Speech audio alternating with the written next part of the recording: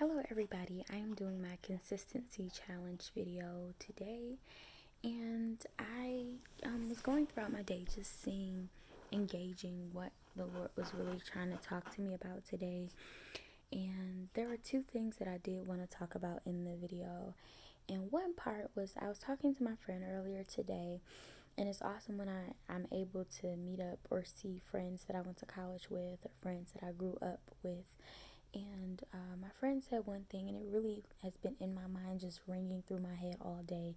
And he just simply said, like, if you don't use it, you'll lose it.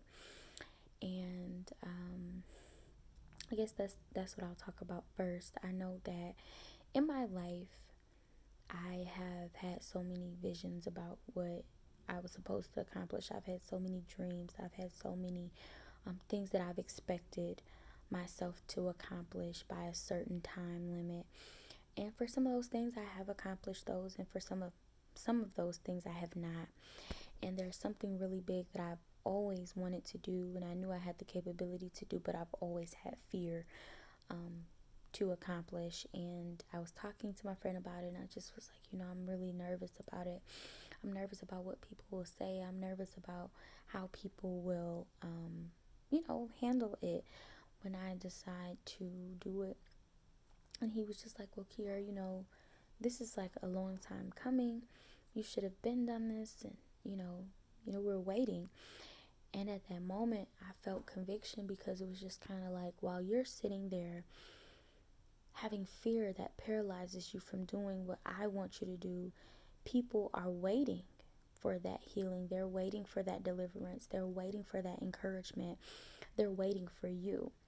And when he said, if you don't use it, you'll lose it, that hit me, because a lot of times in life, we see that when we don't do what God told us to do, and when we don't, and I'll say just as a marketing term, or, when we don't capitalize on those opportunities that the Lord has afforded to us, we find that we miss out on those. And so there are other people that God gives that vision to, and they capitalize on it, and then we wonder why, we're upset or we feel unfulfilled. And it's simply because you lacked the tenacity and the resilience and the willingness to walk wherever God told you to walk in. Prime example is, Saul. He took for granted that position that God had given him and that God allowed him to have as the king of Israel. He took that, in such just disobedience that, he was rejected of God. And then God anointed David.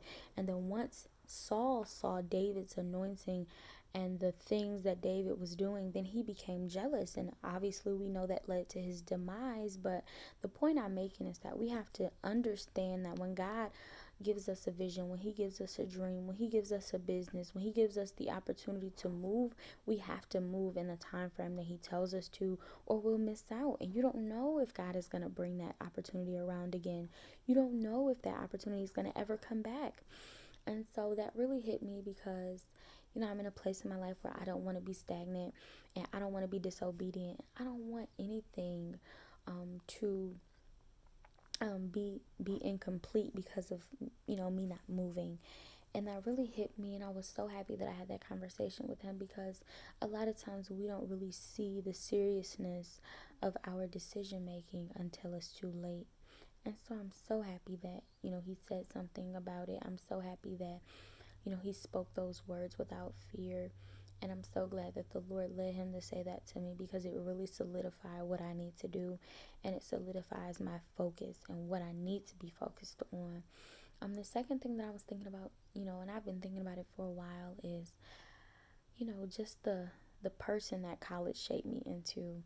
Whenever I think about college, I think about fond memories of, building friendships and mending friendships and renewing friendships and eliminating friendships, and, building character, building integrity, building my future, studying classes, decision making, a responsibility, resilience, trial and error. And I think about all the things that I've learned through college and the person that college shaped me into. Um, and I just thank God. I thank God for the things that God allowed me to go through in college. I thank God for the friends that I have, built with life with since college. I thank God for the decisions that He allowed me to make during college. I thank God for the things that God allowed to become detached to me so that I can grow into the person I am today. A lot of times we don't look at everything that we've gone through holistically and spiritually to understand how much God has, number one, kept you, how much He has ordained you, how much He knows everything that happens in your life. And I'm so grateful that God placed very spiritual, very God led people in my life. And I can say, being married, being a mother, those people are still here in my life.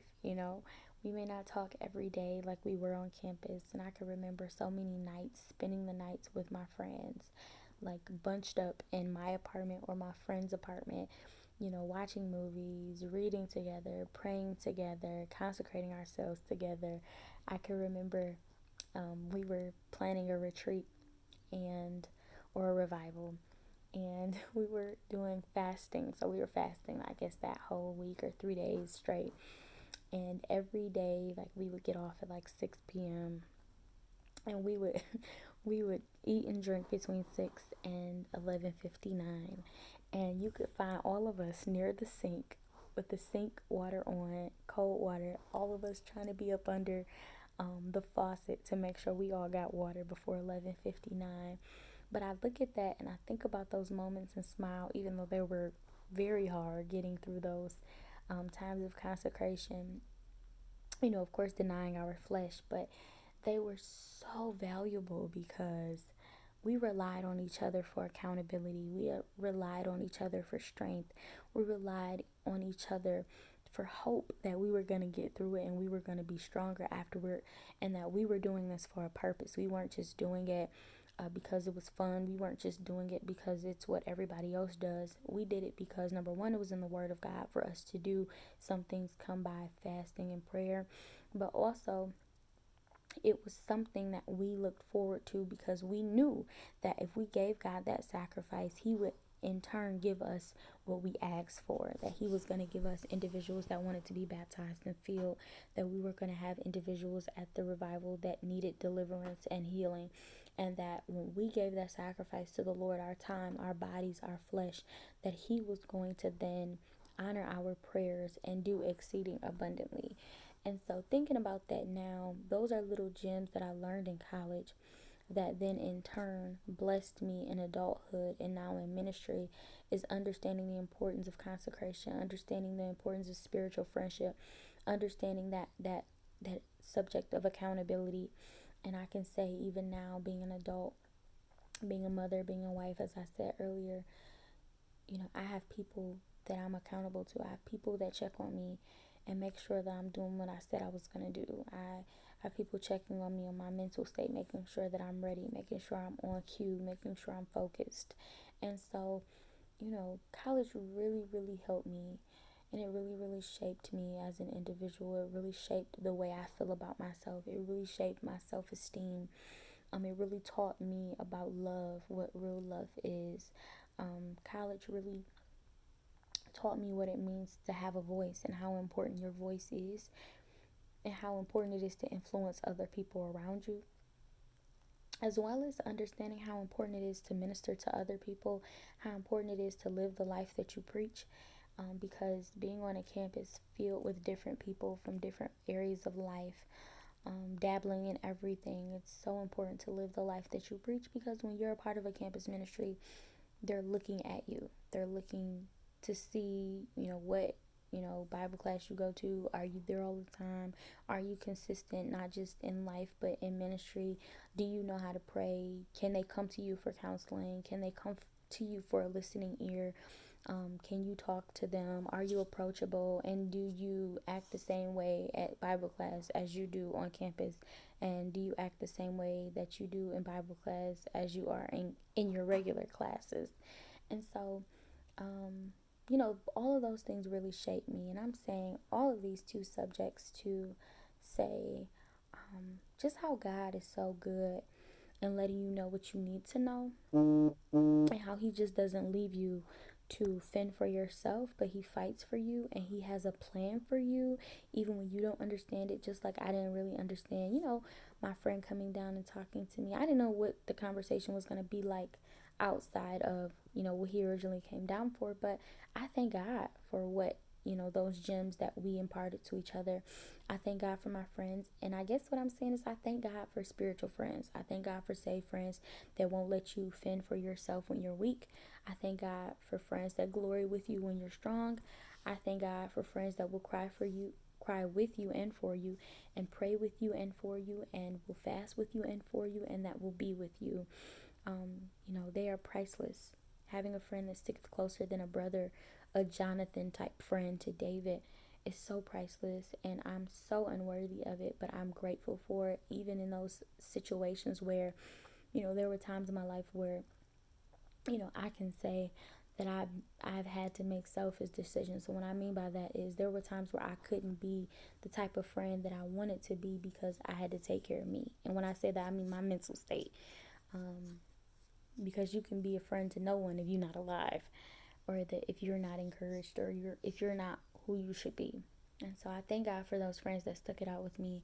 I thank God for friends that prayed for me from a distance because they knew I wasn't going to answer the phone, because I just didn't have the strength. But I'm grateful for spiritual friends. I'm grateful for spiritual family members that know how to get a prayer through and know how to fast for you, and then you do it for them as well. So I guess that's what I'm saying today is, you should be very thankful for saved friends, for saved family members, because everybody doesn't have that. I'm telling you guys, everybody doesn't have people that they can rely on in times of trouble. And so I'm so grateful for that. And I just ask that you be blessed on tonight, that you get some rest. I pray that, if you have not already, to subscribe to my channel. And I would ask that you like this video as well as my other videos. Thank you so much for your time. And I ask that you have a blessed day or night, because it's pretty late. So yeah, I love you guys. And that's my video for today.